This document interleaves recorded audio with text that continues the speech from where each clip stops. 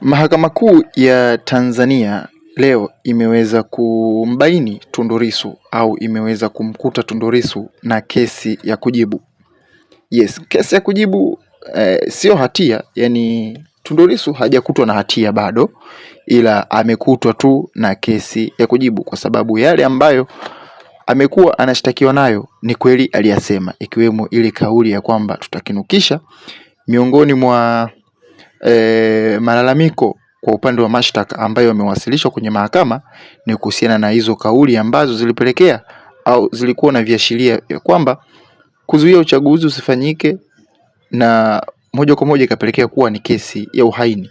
Hayo ndo mambo ambayo yaliweza kuwasilishwa na upande wa mashtaka kwa maana ya jamhuri kwenye Mahakama Kuu ya Tanzania. Sasa bwana, kilichotokea baada ya upande wa mashahidi upande wa mashtaka kukamilika, basi Tundu Lissu amekutwa na kesi ya kujibu, kwa maana aliyokuwa anatuhumiwa nayo ni kweli ametuhumiwa nayo na ni kweli aliweza kuyazungumza. Kwa hiyo anahitajika kujibu, na kwenye kujibu hiyo kesi kuna stage.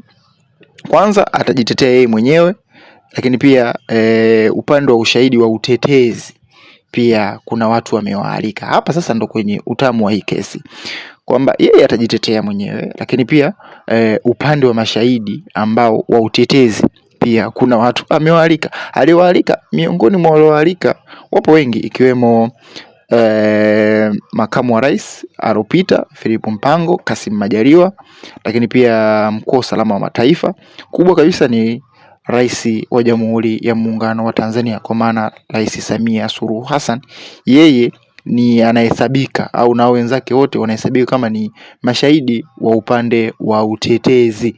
Kwa maana sasa, kwa mujibu wa sheria ya Tanzania ni kwamba mtuhumiwa au mtu yoyote atakapohitaji mashahidi kwa upande kama huo, upande wa utetezi, basi ni lazima aweze kufika mahakamani, na kama hajaweza kufika basi apewe mwaliko, summon, akusanywe, apewe mwaliko kwamba aweze kufika mahakamani, na asipofika basi sheria inamruhusu au inairuhusu mahakama kutumia njia zozote wanazoziweza ili mradi waweze kumleta mahakamani. Swali limekuwa, je, Rais Samia ataweza kufika mahakamani?